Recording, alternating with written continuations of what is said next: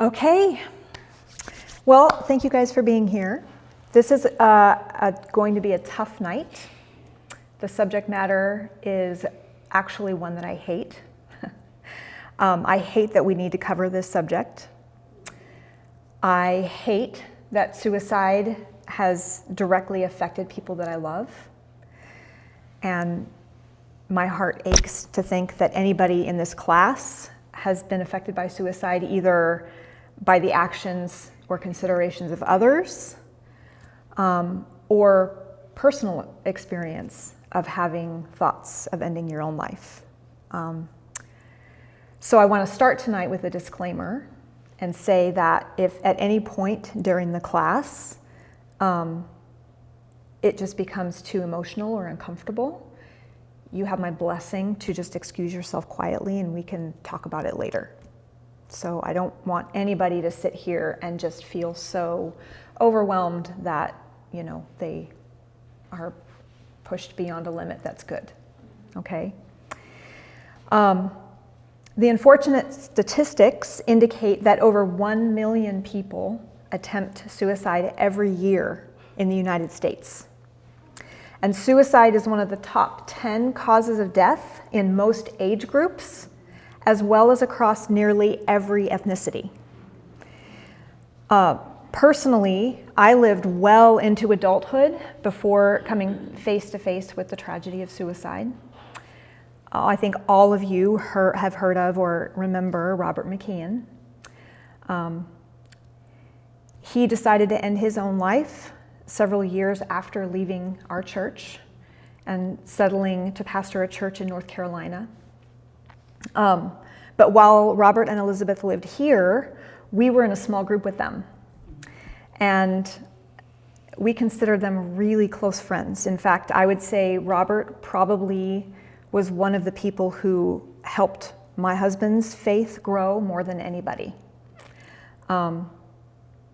So we both loved and respected him a lot. In fact, shortly before he and Elizabeth left, Robert did our family the honor of baptizing all of us, Mike, myself, and our 2 boys in Lake Whatcom with our then small group. And it was a beautiful day. He seemed full of life and full of joy. But I will never forget the day that I got the call telling me that he'd taken his own life. Nothing, and I mean nothing, could have shocked me more. I could not imagine the hopelessness and the darkness that it would take to get to that place to make that decision. And I couldn't stop thinking about Elizabeth and the kids. I just remember leaving the house and walking and crying and just asking God, why? I don't understand. I just don't understand. I walked for hours. And I still don't understand, really. Elizabeth remains a good friend, and we've had some good conversations. And she's been able to shed a little bit of light on the state of his mind and heart leading up to that. But to this day, all I can say about the whole situation is that it's horrible. Every single facet of it is horrible, except one. And that is the astounding truth found in Paul's letter to the Roman church. In Romans 8, he said, "For I am convinced that neither death nor life, neither angels nor demons, neither the present nor the future, nor any powers, neither height nor depth, nor anything else in all creation will be able to separate us from the love of God that is in Christ Jesus our Lord." The fact is, we are accepted and loved because of Jesus, and not even death can separate us from God. So I may lack understanding for lots of things in this crazy world, but as long as I have that truth as an anchor to my soul, I have everything I need to face horrible situations like this and to stand firm. So before we get started, let's pray to the only one who can make sense out of any of this. Father, we have done so much damage to what you created to be beautiful. We want our own way, and you've let us have it. But because of that, it's such a dark place, more so for some than others. And I just have to cling to your truth that you love us always unconditionally, and that even death cannot separate us from you. Lord, help us all to cling to that truth tonight as we talk about this hard subject. Help us to gain confidence to know how to step into situations like this so that we can help people and bring your light into a dark space. In Jesus' name, amen. Well, I want to start by assuring you that as a care partner, if you decide to move forward in this ministry, you would never knowingly be assigned to someone who is experiencing suicidal thoughts. The thing is, and hear me on this, care partners are not equipped to be the primary caregiver for someone considering suicide. A professional caregiver is always, always, always needed in those situations. However, it's possible that a care receiver may begin thinking about suicide during the course of a caring relationship. And so while we hope that none of you experience this either in a caregiving role or personally with somebody that you know, it's important to know basic facts about suicide. The risk factors and signs to watch for, and the steps to take if you believe someone is considering suicide. So that's what we're going to talk about tonight. First, I want to, what happened? I want it to be. Okay. So I want to have you take a few minutes and complete the suicide questionnaire that's on your tables. It's not graded. It's okay if you don't know all the answers. It's just designed to help assess your knowledge about suicide currently. And then we'll go over it together and talk about the right answers so that it will serve as a background for the rest of the class session. So take a few moments and do that. Okay, it looks like everybody's done. So let's go through this together. And I'm not going to ask you to tell me what you thought the answers were. I'm just going to tell you what the answers are. So, number one, the answer is true. Depression, mental disorders, and substance use disorders are three of the most common suicide risk factors.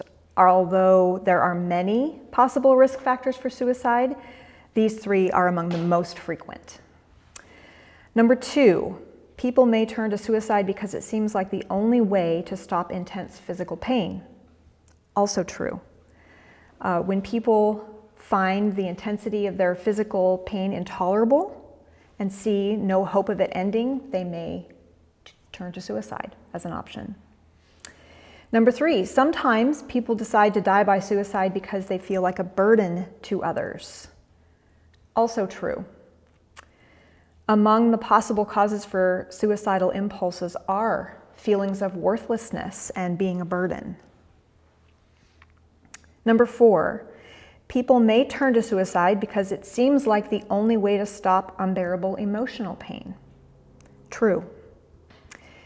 People who attempt suicide often do so because they're suffering from extreme feelings of hopelessness, helplessness, or worthlessness. Number five, most people who die by suicide haven't really thought through their decision or plan. That is false. Although some suicides occur without prior consideration, the vast majority take place after a long period of initial struggle with the decision. Number six, once a person begins having suicidal thoughts, he or she will always be suicidal. That is false. Yep. Although suicidal urges may be intense, they typically come and go in waves, fading after an initial impulse. Number 7, people thinking about suicide never provide clues as to their thoughts and intentions. False. In fact, the majority of individuals considering suicide provide some indication through direct or indirect statements, uncharacteristic actions, or some other sign. Number 8, someone who attempted suicide in the past but survived is at lower risk of attempting suicide again. That is false. A previous suicide attempt is actually a risk factor that indicates a person may be more likely to attempt suicide in the future. Number 9, if a person jokes about suicide, it's not a cause for concern. That is false. Any mention of suicide, even one seemingly intended to be humorous, is a cause for concern, as it may be a sign that a person is considering it. Number 10, if a person has been depressed or in severe emotional pain, but suddenly becomes calm or upbeat, he or she has probably gotten better. That is false. In fact, a sudden improvement in mood, particularly a dramatic change, can be a sign that a person has decided to end his or her life and they're no longer struggling with the issue. So they have peace about what they've decided. Number 11, once a person has decided to attempt suicide, nothing can change his or her mind. That is false. Almost all those who are suicidal experience a conflict between their desire to live and the impulse to die. So a decision to attempt suicide is not absolute. And the key to helping them is to stay with them or remain on the phone with them until they're connected with somebody who's a professional and knows how to deal with them. Number 12, someone who's part of a demographic group that is statistically at a lower risk for suicide won't attempt suicide. That's false, of course. Although some demographic groups may statistically be at higher risk than others, anyone can be at risk for suicide depending on the situation. Number 13, drug overdose is the most common method of suicide. That is false. Firearms are the most common method. Number 14, most people who die by suicide leave a note. That is also false. The majority of those who die by suicide do not leave a note. Number 15, if you think someone may be contemplating suicide but you aren't sure, it's best not to bring it up because that might encourage the person to attempt suicide. That is false. Bringing up the issue of suicide is not enough to make someone decide to attempt it. In fact, by addressing the topic, you provide an important opportunity for that person to talk about their difficult feelings. Number 16, if you tell a person thinking about suicide that you don't want him or her to die, that will only upset the person and make him or her more likely to go through with it. False. By conveying to a person who's thinking about suicide that you want them to live, you communicate that you care for them. And you may be able to connect with their own desire to live that way. This can help alleviate a person's immediate suicidal impulses, because we talked about it comes in waves, and it might be just long enough for them to get the help they need. Number 17, asking a person about his or her suicide plan will make him or her more likely to go through with it. Again, false. Giving them a chance to talk about their feelings and plans can also help alleviate their immediate suicidal impulses and open the door to them getting help. It's one thing to think about something, it's a whole other thing to say it out loud. Number 18, if you believe someone is at immediate risk of suicide, you should not leave the person alone. That is true. It's much less likely that a person will attempt suicide when someone else is present. So it's important to stay with them at least until professional help arrives. Number 19, due to confidentiality, you should not tell anyone when you believe a care receiver might be considering suicide. False. Yes, you remember back from our referrals class. Yeah. So if you think that somebody might harm themselves, safety always supersedes confidentiality. And the charge is to widen the circle of confidentiality immediately. Number 20, a mental health professional's care is essential for helping a person who is having suicidal thoughts or exhibiting suicidal behavior. That is true. Yes. The complex factors and risks involved with a person thinking about suicide 100% needs professional care. 21, a care partner must always refer a care receiver to a mental health professional if the care receiver is struggling with suicidal thoughts. True. Period. Number 22, last question. Care partners should be 100% certain that a care receiver is suicidal before acting to get him or her professional help. False. No, any mention of suicide at all means you now jump forward into the referrals process for professional help. So how did you do? You guys feel like you did pretty well there? Good. That's excellent. Recognizing when a care receiver may be at risk for suicide is the critical first step in getting them the necessary help. So to facilitate this, there are two key areas that you need to know about. First are suicide risk factors. These are circumstances that increase the possibility that a person may become suicidal. And we're going to look through those in more detail in a minute. But the second area that we want to make sure you're knowledgeable about is called suicidal ideation. And these are thoughts of engaging in suicide-related behavior. It can refer to a wide range of suicidal thoughts from just fleeting consideration to active preparation for suicide. Signs of suicidal ideation may include verbal statements as well as behaviors, activities, or actions. And we'll talk more about those too. So several of the risk factors now, going back to that piece, indicate that people are more likely than the general population to become suicidal. So there's not one risk factor that can predict with absolute certainty that someone will attempt suicide. But if you're caring for somebody and one or more of these factors is present, you should definitely be on the alert for signs that they might be having suicidal thoughts. Oh, okay. It took me a minute to realize what you were saying. Got it? So these risk factors, yep, we're about are more likely to, okay. Yes. So if one or more of these are present, that's okay. So we're going to look at these risk factors individually now. The first one being depression. Particularly severe depression is one of the biggest risk factors for suicide.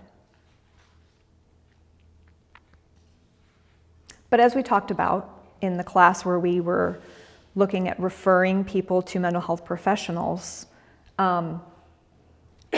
we would make sure that we weren't handing you over to a severely depressed individual. So, but that's not to say they couldn't dive down to that at some point in your caregiving relationship. Another risk factor, mental disorders. Some, such as bipolar disorder and schizophrenia, substantially increase the risk of suicide.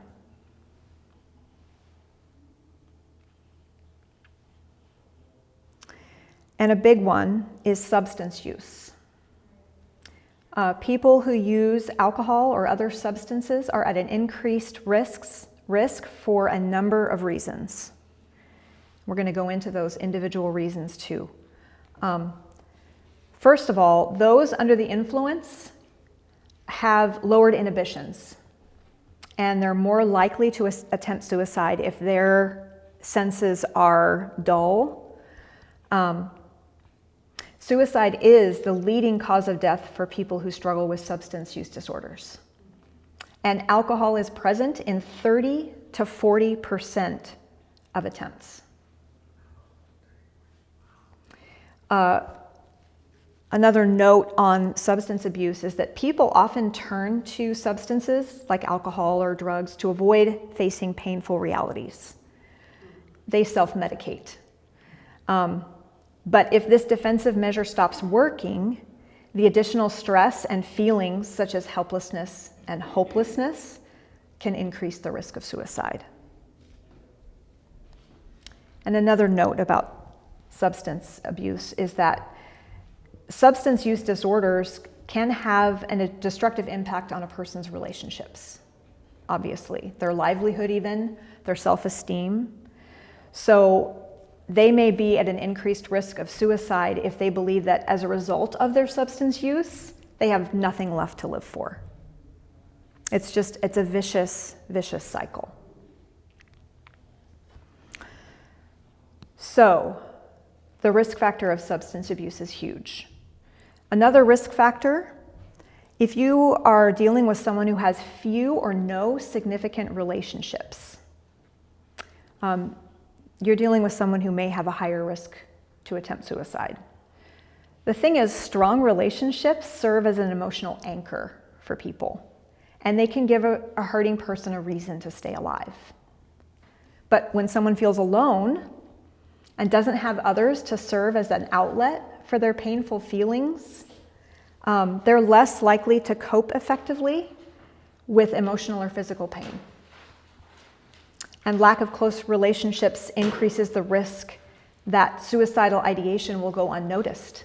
So if they're displaying these feelings, and behaving oddly, but they don't have anybody close to them, no one will notice. Another risk factor is intense emotional pain.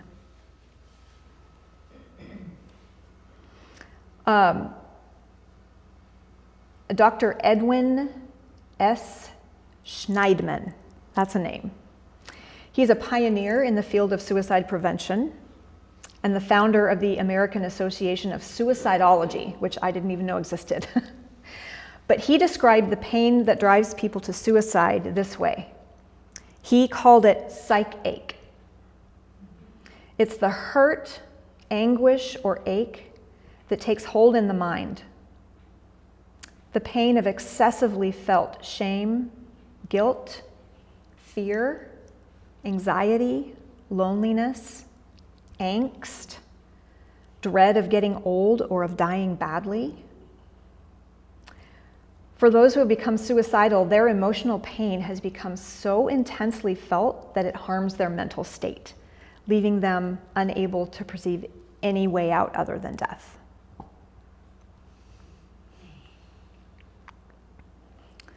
So another risk factor, as we talked about in the questionnaire, is intense physical pain.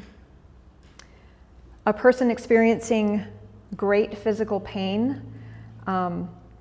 may be at an increased risk of suicide because, as with emotional pain, when someone can't see an end to what they're dealing with physically or perceives that there's no hope for improvement, death may end up seeming like the only solution.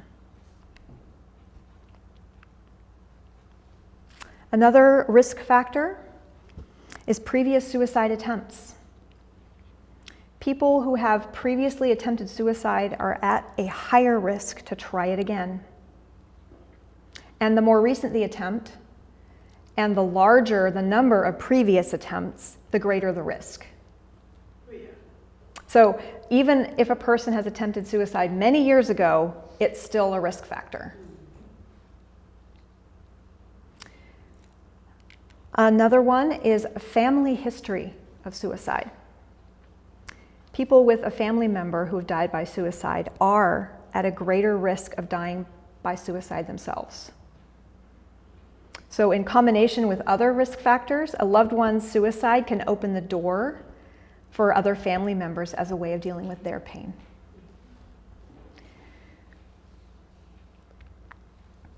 Also, a risk factor is recent major loss. So usually a major loss, such as the death of a loved one, a divorce, a job, a diagnosis of terminal illness, or some other negative life event, that thing in itself doesn't necessarily lead people to consider suicide, but if you combine that with other risk factors, it could definitely put them at greater risk. So when you're caring for a person who's suffered a major loss, which it's very likely that you would, it's important to be alert for some of these other risk factors to keep you on, high alert. And finally, a risk factor is extreme stress. As with a major loss, extreme stress may not lead to suicidal thoughts on its own, but if it is accompanied by other risk factors, you should definitely be on the lookout. So all of these risk factors are things that might indicate a higher likelihood of someone considering suicide. And it's just good to have these logged in your mind as you're talking, not just with people that you're caring for, but anyone in your life, really. And just to keep you aware of what to look out for. So now, any questions about any of that or comments before we go forward? Okay. Let's look at some signs that would indicate someone actually is experiencing suicidal ideation. The first one would be clear expression of suicidal thoughts or intentions.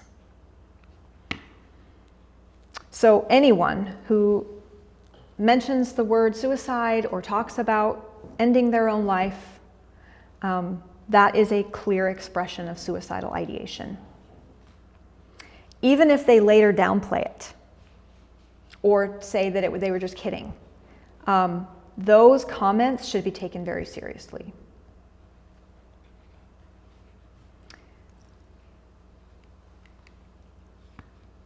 Another example of suicidal ideation are feelings of hopelessness, helplessness, or worthlessness that are expressed.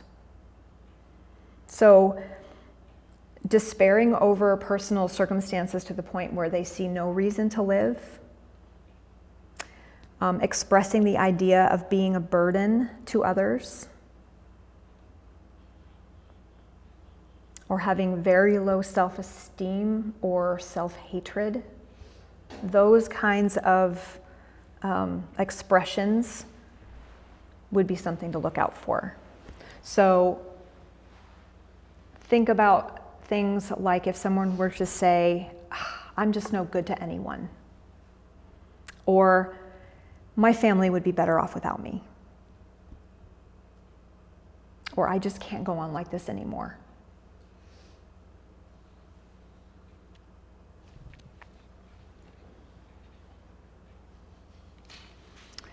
Another example of suicidal ideation are direct statements about death. You might hear somebody say something like, I wish I could just die. Or, if I were dead, this pain would go away.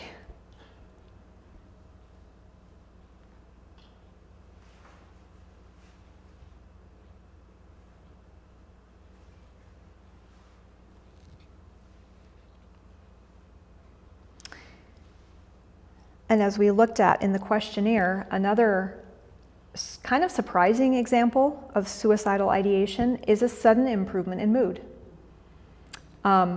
If it occurs abruptly, without any clear reason, rather than after a gradual healing process, it might be a critical warning sign that the person's made up their mind to end their life.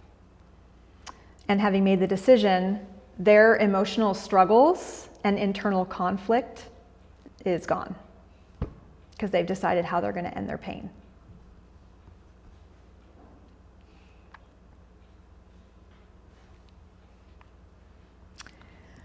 Another one is decreased coping ability. So severe anxiety, disorganized functioning, withdrawal, turning to self-destructive behaviors like excessive substance use. These are all decreased coping abilities that would be an indicator that something's not right.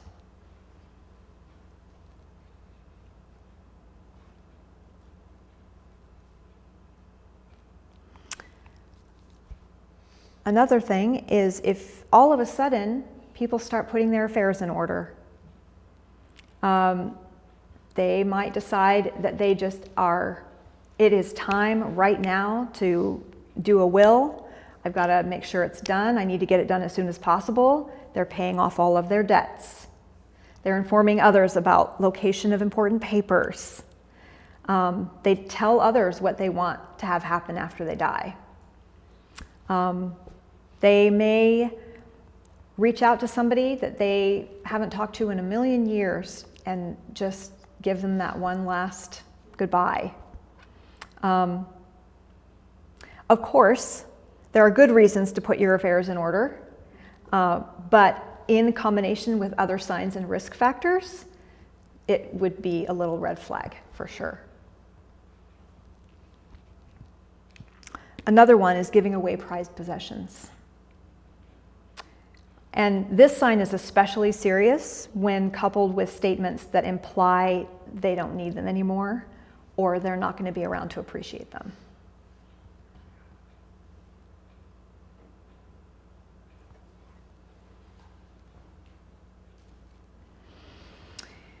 Okay, so you are a caregiver for someone who has one or more risk factors that make them more likely to attempt suicide, and they are exhibiting some signs of suicidal ideation. What do you do? You call shit? No. Don't call me. I mean, maybe, but no. That's not the first thing. Yeah. So I'm going to give you 6 steps to follow. First of all, take any sign of suicidal ideation seriously. Be aware that there are reasons why some people might miss these signs, okay? First of all, people have an anxiety and a fear about this topic because it just isn't fun to think about or talk about. So they may just like have blinders on purpose because it's uncomfortable. Don't do that.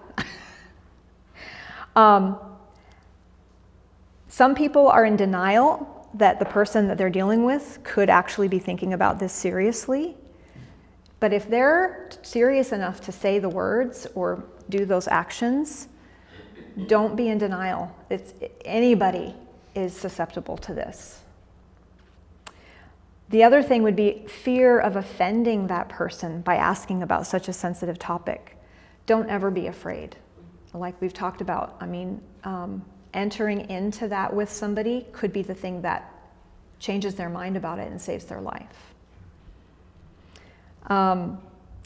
Another thing, previous signs in the individual or others that turned out to be false alarms can make people gun shy about leaning into a situation like this, but it's just not worth it to say to yourself, oh, they're just crying wolf. Anytime you should be taking it seriously. And then another big one is just people don't understand, they're not familiar with these signs that we've been talking about tonight. So that's why we're doing it. Yeah, if a care receiver is not thinking about suicide, no harm is done by exploring the topic just to make sure. So, the second step is to ask. are you considering suicide? And the best way is to say those words. Or have you been thinking about suicide? When you address somebody assertively in this way, it makes it harder for them to give ambiguous answers or evasive ones. And if the answer turns out to be no, there's no need to apologize. So just let them know that you asked because you love them and you truly care and you wanted to make sure. So if their answer seems unconvincing or uncertain, push, lean in. And if their answer is yes or maybe, then you would move to the next step. And that is asking them about a plan. And it's important in this step to find out as many details about their plan as you can. So you're going to be asking lots of questions, but they all kind of centralize around 3 different things. You're asking about specificity. How specific are they in their plan? Lethality. How lethal is their plan? And availability. How available are the tools or whatever that they are planning to use? How available are they to them? Because the more specific the plan, the more lethal the method, and the more readily available the means or opportunity, the higher the level of risk.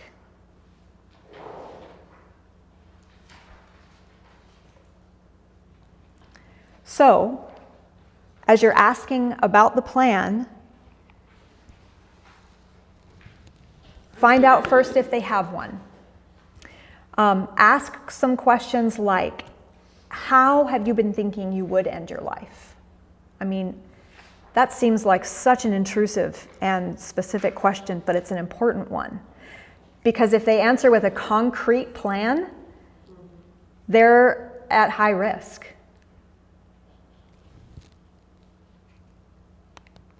How specific is the plan? If they say that they have one, say, tell me more about your plan. I want details. Because the more they know about it, the how and the when and the where, the higher the risk. It's important to find out how available the planned means of suicide are. So you ask, do you have what you would need to carry out your plan? Find out if they've taken any suicide-oriented actions. So you can ask, have you made any preparations for your plan? In fact, if a person has taken any specific steps, they are at a very high risk. In a sense, they have actually begun the act of suicide. No. Tiny lines. It's important also to find out how lethal and fast-acting the method is that the person is planning on using. Ask if they have rehearsed or practiced their plan. Again, this kind of behavior is the beginning of the suicidal act. So they would be considered at extremely high risk. It's just interesting, Sherry, as I'm listening to this, going through this again, it's making me think of, when we take first aid and CPR classes, and I thought at times, we take these like once every 3 years, and I've often thought, if something happened, if somebody had a heart attack in front of me, would I actually be able to engage and know what to do? Or would I just stand, would I be frozen going, what was on that paper? And this class in particular, having a tool set to be able to lean in like this is a little bit, to me, it feels like that. It's like, there's a lot here. Would I really be able to do this? Yep. And I think this is one of those, well, number one, having information at your fingertips that you can go back to is so helpful. For sure. But this is just information to review probably more readily than some of the other information that we've given out, and to keep it fresh. I agree. Yeah, we have the benefit of teaching this multiple times, and every time it's super valuable. Yeah. And I think even if you can't remember like a lot of the details, I think the key to remember is ask a lot of questions. Yep. Yeah. And get as many details as you can. Exactly. Exactly. Like that. That's you know, so smart. Yeah. Yeah. Just keep asking questions Yep. and be blunt. And Right. remember the answers. Yeah. Just write down their answers. Yes. So, That's right. Yeah. I know. And the last piece is, do they seem likely to attempt suicide soon? You can even ask, when are you thinking you might do this? Because oftentimes the plan includes a very specific time. Okay, so those are the questions. Now, based on the information gathered, you determine the level of risk.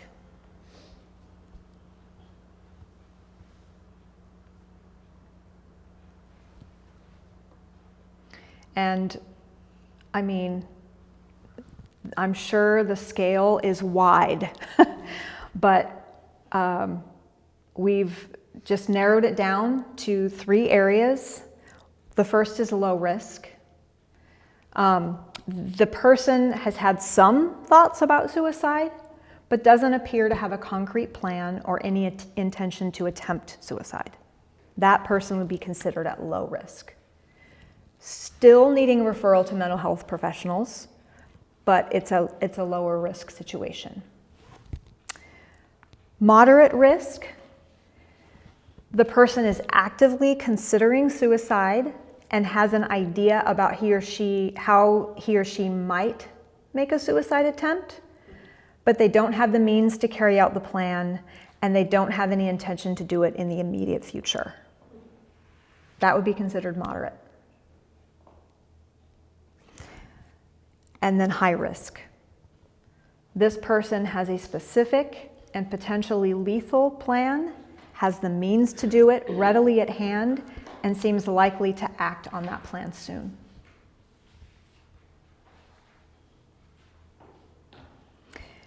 And I would say that at any point, if you have a doubt about a person's level of suicide risk, you err on the side of caution and go, hi. Yeah. You just said it's a risk. It's a risk. Yeah, we're talking about a life. Yeah. Yeah. So in general, those considering suicide are not constantly on the verge of acting on their suicidal thoughts. And this was actually very comforting to me when I was reading through this material. Suicidal impulses come in waves, which Edwin Schneidman describes as a process of introspection. He says, suicide is a result of an interior dialogue. The mind scans its options. The topic of suicide comes up. The mind rejects it, scans again. There is suicide. It's rejected again. And then finally, the mind accepts suicide as a solution, then plans it and fixes it as the only answer. So most of the time, the suicidal impulse will fade and the person will be safe for a time until it surfaces again. But someone who is at high risk of attempting suicide has reached the end of that introspection process and they're prepared to go through with the act. So the role of the caregiver in following these steps that we've been talking about is to intervene in that introspection process,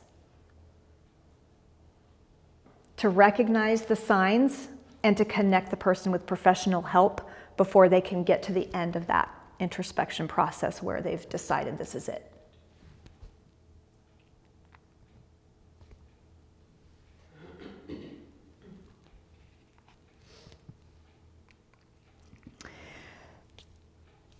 So it's important, once you've asked all the questions and determined their level of risk, you convey that you want them to stay alive. Even if you believe the risk of suicide is low, it's so important for them to hear another human say, I'm here with you and I care about you. Please know that I want you to live. Let them know that they're not alone and that you want to help them through this really difficult time. They need to know that they matter. The thing is, statements like these can help someone not follow through with those suicidal impulses, and it can give you time to connect them with help, which is the last step, is to help connect the person to the help that they need.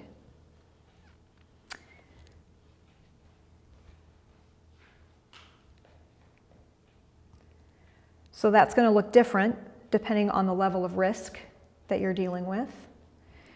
A person at high risk requires help as soon as possible. So that means a call to 911, staying with them, or if you're on the phone with them, keeping them on the line until professional help has arrived. So if you're with a care receiver in person, you would call 911, tell them that you're with a person who is intending to die by suicide, and stay with them until the authorities get there.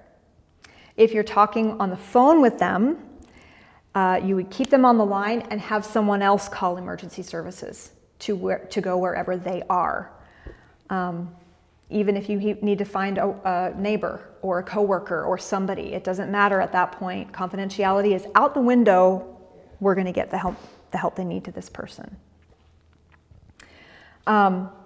So then once emergency services have been called, things are under control, the authorities have arrived, you'd want to call us or your care partner crisis contact, Kristen Than, explain the situation and say that you need someone immediately to come and help you, for sure. There's also a suicide hotline. Yes, and though that number is in the back of your notes, for sure. For us to call after. Yes, that is true. If possible, once emergency services arrive, it's great for you or somebody else to go with them to the hospital. So that's something that we can, definitely work through with you in a situation like that. And if you believe that your care receiver poses a threat to anyone, keep yourself safe and rely on law enforcement to help them. Don't stay in a dangerous situation. All right, so that's somebody at high risk.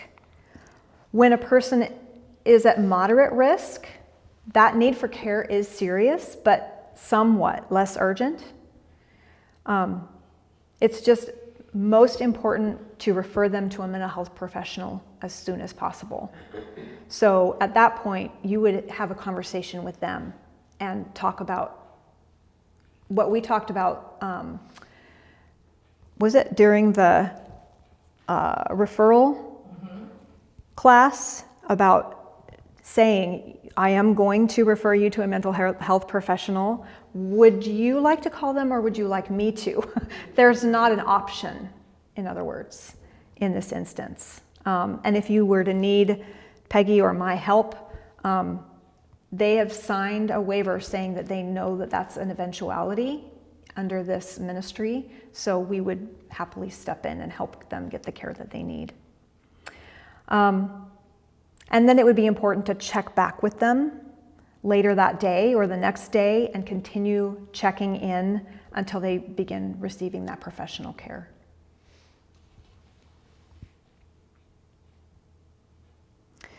So a person at low risk, you would start that referral process immediately, But it's also helpful to have them promise to call someone if they start feeling suicidal. Tell them that you'd be available for that call, or give them the hotline numbers, which are listed in your notes there. And then start that referral process. And until they begin receiving that care, talk with them regularly about their thoughts regarding suicide every time you meet. Maybe even call them a little bit more frequently than you normally would. So, it's not as intense of a situation, but it's definitely one that needs to be addressed. Whew. Okay. So this has been some really heavy and difficult information. And I hope that you never have to refer back to this training, but I'm really glad that you have it. And I'm glad that I have it, because these are really important skills to have given the brokenness in our world. And we just really want you to feel equipped, that you would be able to handle anything that might come up in a caring relationship. So, for the rest of our time together, I'm going to hand out some situations, and we're going to actually just read through them together. This is a small enough group and we have enough time. Basically, we're going to look over these situations and determine the level of risk for suicide. Yep. You wanted to or you No, didn't? no, You no. didn't want to. Not with this. Really? No. This would be a hard one to role play. By role playing, it means that somebody would have to be acting like it. Yeah, that wouldn't be fair to do. No, we're not going to do that.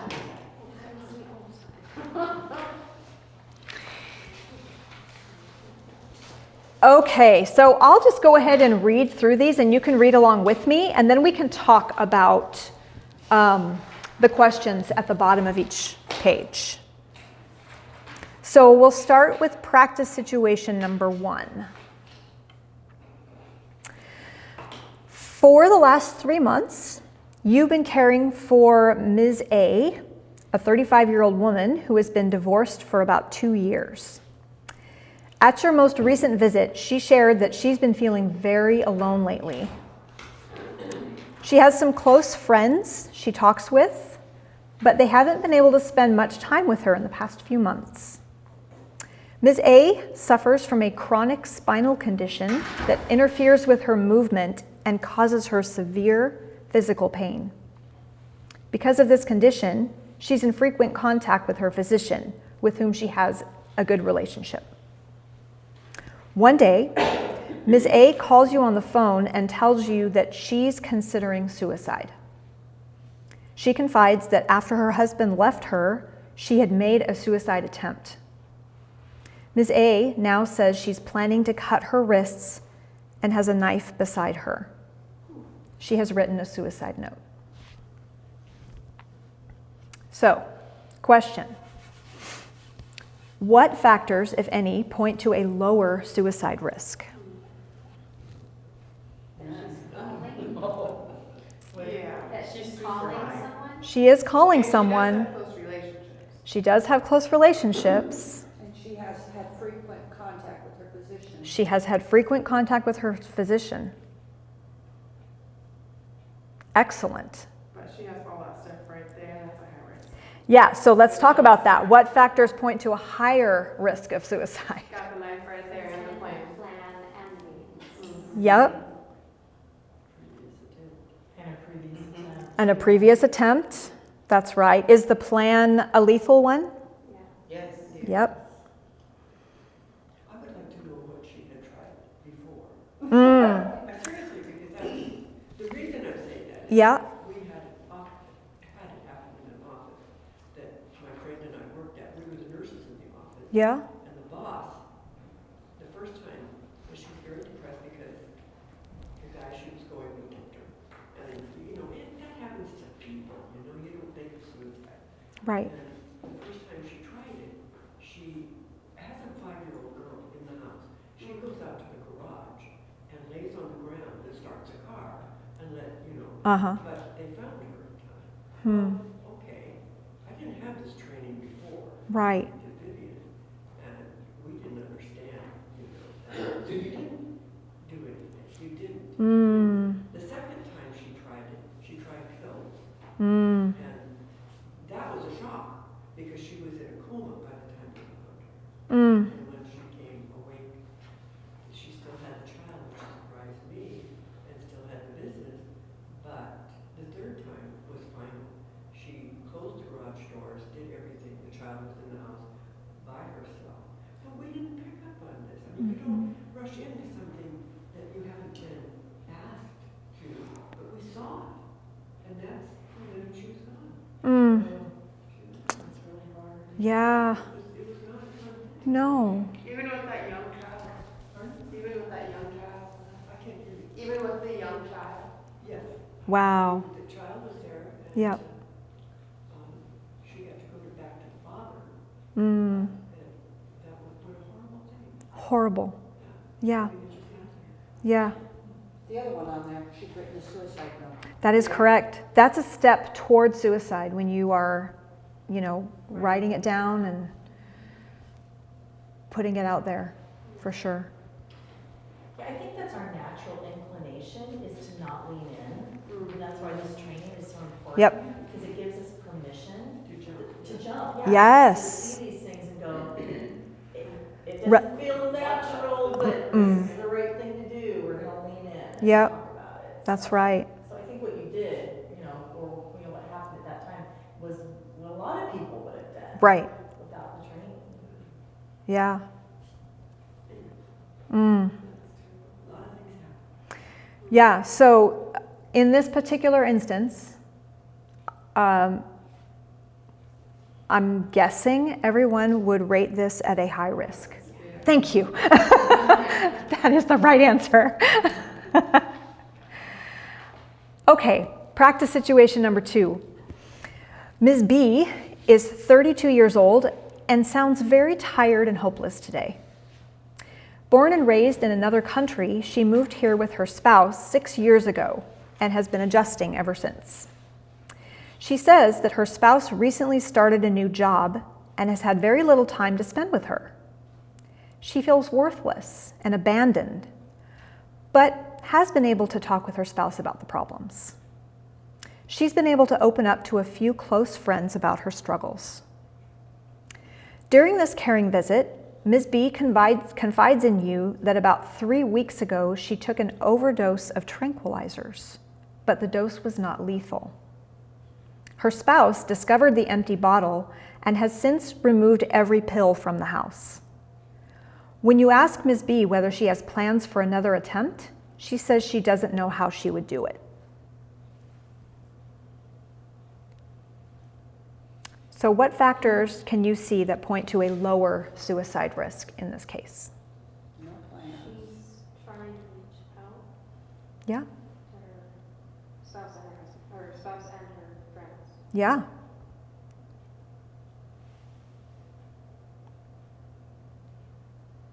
And she hasn't planned. no specific plan.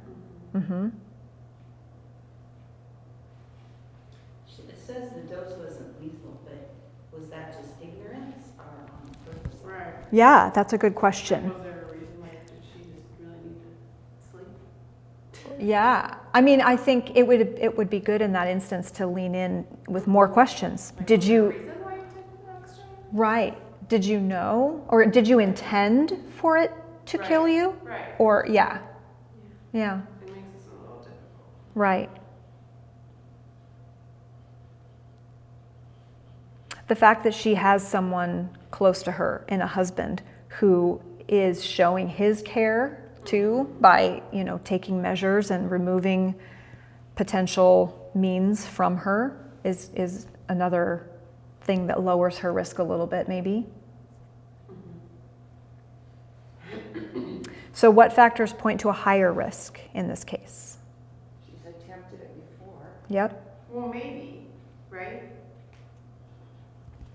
Like, she did overdose on the tranquilizers, but was that because she was attempting suicide? It'd be important to Or find did out. she not realize that, Yeah, you know? yeah, When somebody I mean, are we empties a assuming that bottle, I would assume it's in a suicide attempt. I would think so too. I wouldn't, yeah, Yeah, assume, yeah, your assumption should go that direction. I think so too. Hmm. You may not know how much it would take. So Right, you just take what you think might work. right. Yeah. She's comatose, so you kind of know she's, Yeah. Mm, but at least she reached out. that's true. She sounds like she wants to do it, but doesn't know how. Mm, That's the higher risk part. Right. It's like, well, Mhm. she doesn't know how, 'cause she doesn't have the pills anymore. mm-hmm. And with having a previous attempt automatically puts her at higher risk. Right, that's true. She did mention feeling worthless. Yeah. That's another indicator.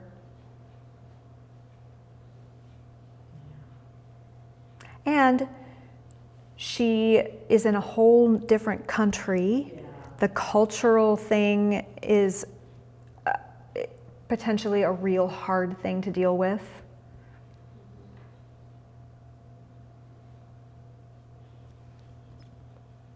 So what level of risk would you put her at? Moderate to high. I wouldn't say necessarily moderate, but I'd say she's at high risk, because if she found, I mean, she said she doesn't know how she'd do it again, but if she found the means, it sounds like she'd do it. Uh-huh, Or attempt. Attempt, yeah. yeah. Yeah. No, I think that's a good call. The people who designed this program put her at moderate. I mean, I was thinking moderate only because she's not imminent.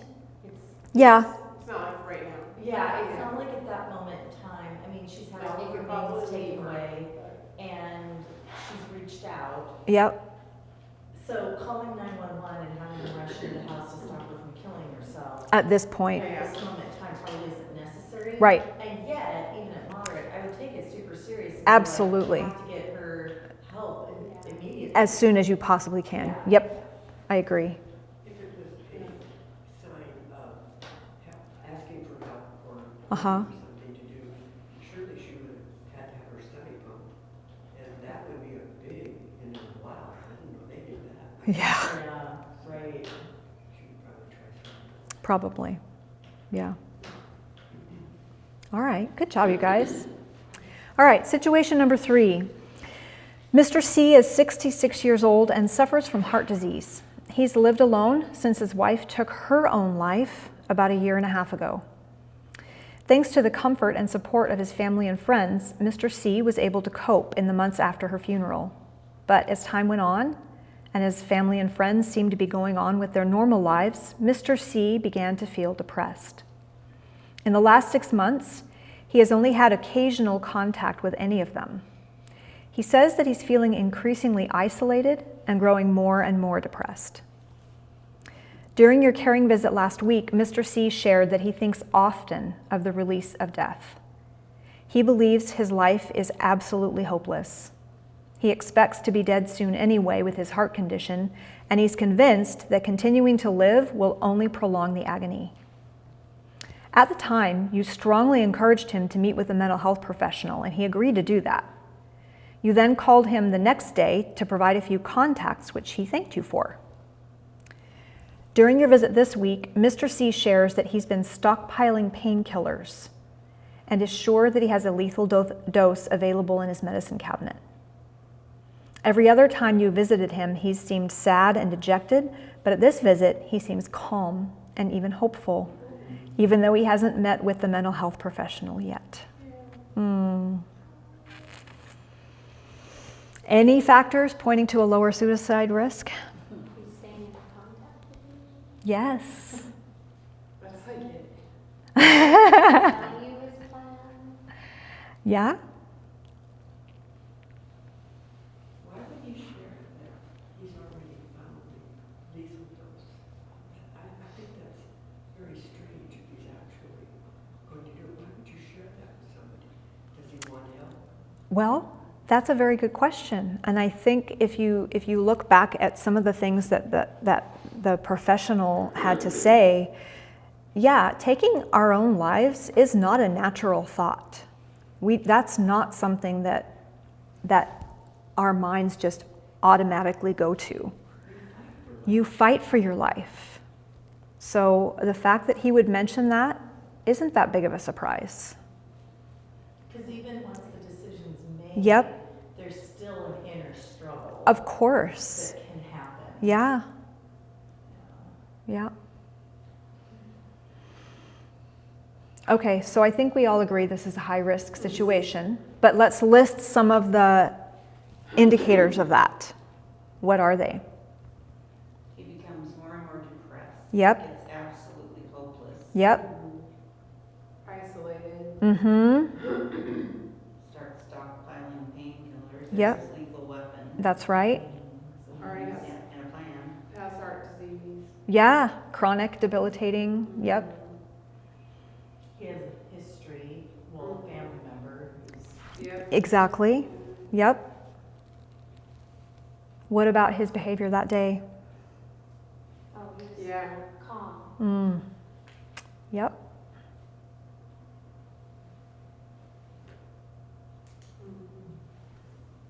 Yeah, definitely a high-risk situation. All right, number 4. After working for the same company for 35 years, Mrs. D was forced to retire at 62. Ouch, that's harsh. Which is why she began seeing a care partner. I thought I changed it in all of them. She lost her husband about 10 years ago. Yes. During your caring... Oh, does it? It says, oh, weird. It says Stephen Minister on mine. Okay.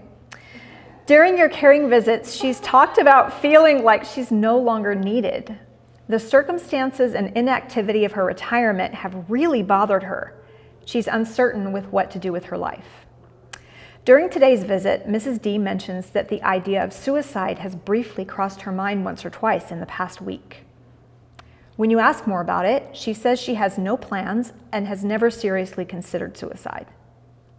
She adds that she's talked to her physician and her pastor about her emotional struggles, although her suicidal thoughts are more recent, so she hasn't mentioned them yet.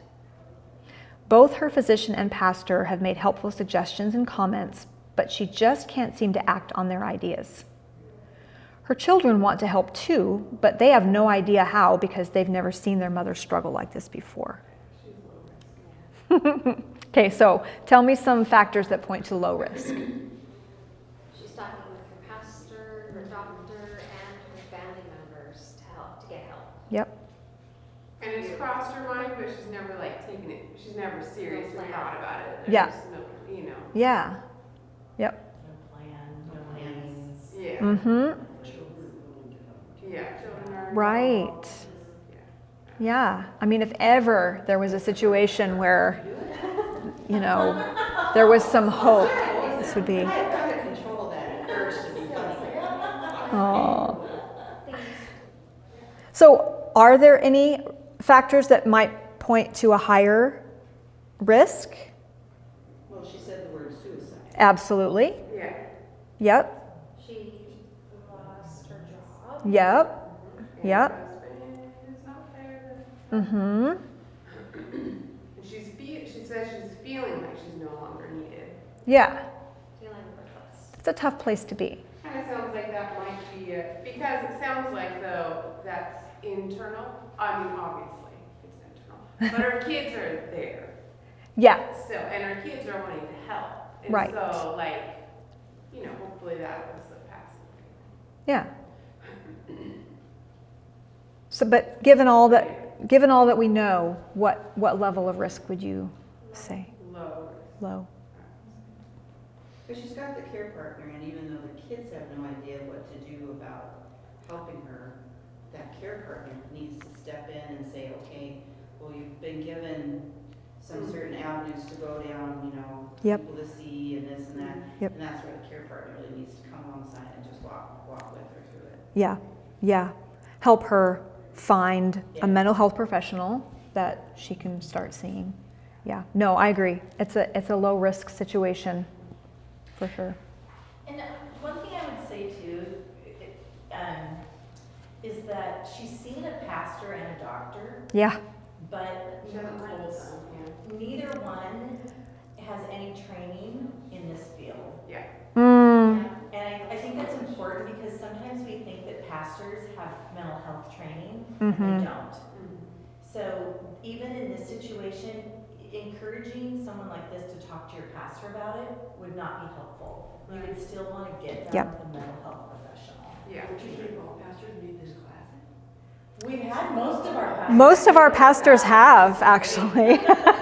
And they would actually, our pastors on staff, I know that some bigger churches do have counselors on staff, which is awesome, but we don't. But our pastors would say too, Yep, get a mental health professional. Absolutely. They wouldn't want you to take it on. Yeah. yeah. I know that for some, I just am clarifying. Yeah, no, that's a great point. That's a really great point, for sure. Okay, last one. Mr. E hasn't been feeling like himself lately. For several months, he's been telling you he's had increased difficulty sleeping, often waking up in the middle of the night and being unable to get back to sleep. His appetite isn't what it used to be, and he's lost about 20 pounds. At work, he puts off making important decisions because he struggles to make up his mind. When he gets home, he's so tired that he just sits and watches TV. Lately, Mr. E has begun to consider himself a failure and wonder whether life is worth living. Although his wife and best friend have been supportive, he can't stop thinking about mistakes he made in his past and about how little he has accomplished. During your visit, he casually mentions to you that the thought of suicide has popped into his mind recently. When you ask whether he's planning suicide, Mr. E says he hasn't gotten beyond just thinking about the possibility. So, let's talk about what factors of risk are present here. Factors of risk or lower risk. Lower risk. Difficult sleeping, appetite loss. That's higher. Yeah, that's We're doing right. lower risk. Yeah, let's talk about what points to a Well, lower lower risk. risk is that he hasn't gotten beyond thinking about the possibility. Right. And he has friends and his wife are supportive. Mm-hmm. And we don't, yeah, it's just not a lot of information. Well, Mm. he hasn't got beyond just thinking about the Right. possibility. Right. But what are some factors that might indicate a higher risk? His weight loss. Yeah, some, Yeah. His other brain things. fog, like not being able to do tasks. yeah. Like What did you- sometimes it's like when you're not eating, it's almost like you're beating yourself up because you don't feel like you're worth. Like that could be Hmm. a form of kind of the attempt of, Yeah. Starvation. Mhm. right. Hmm. What do you think all of his signs, everything that she described, what is it? Yeah, he's Mm. struggling with. Oh, absolutely. I would say pretty severe depression. It's weird, yeah. Yeah, 20 pounds. that's a lot. That's a lot. Not for a guy. For my David, it would be. Yes, David would become nothing.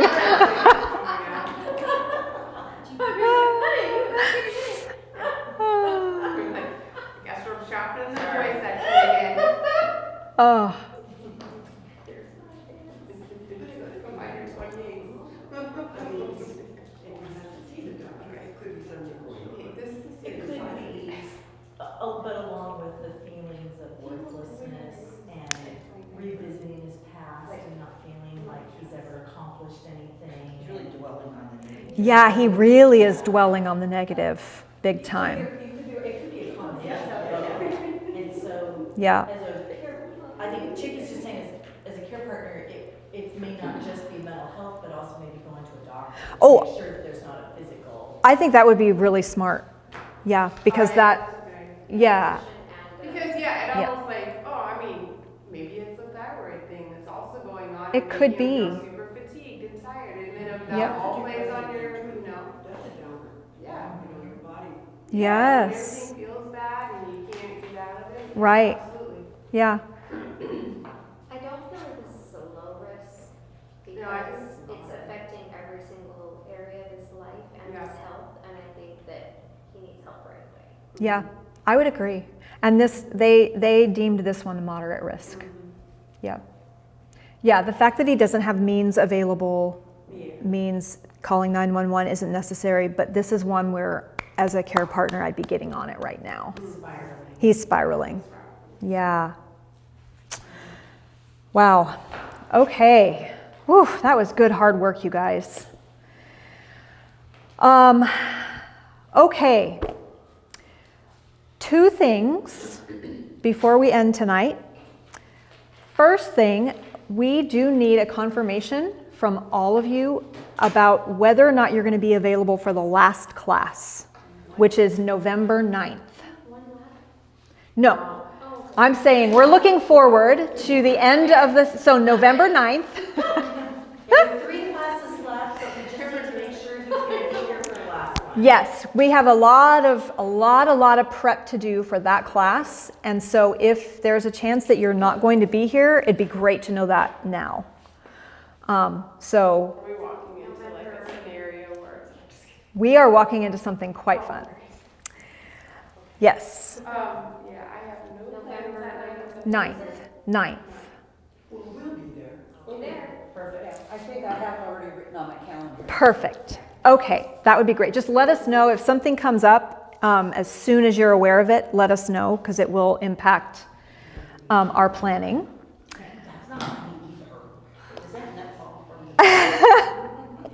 Asterisk by it, like. Put an asterisk by. Oh, and it may end up going a little late that night. So plan to stay here till maybe 8:30.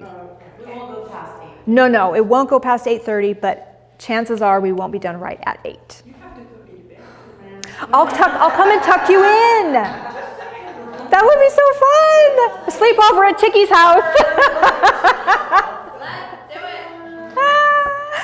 Oh my goodness. Thank you guys so much for putting up with this very difficult subject, but I hope that you feel just a little bit more equipped about how you might handle something like this. So, yeah. Yes, that's important. Yeah. That's the point. Yep. Good. Okay. Peggy, would you pray? I'd love to. That'd be great.